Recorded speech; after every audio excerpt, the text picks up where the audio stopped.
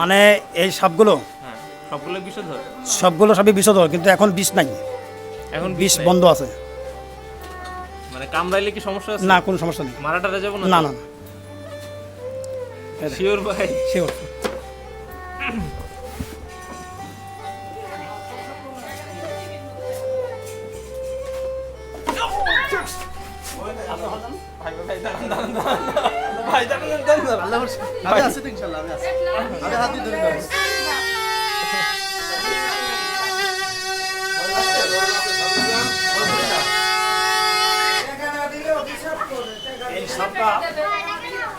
এই সাপটার নাম হচ্ছে গোবর সাপ।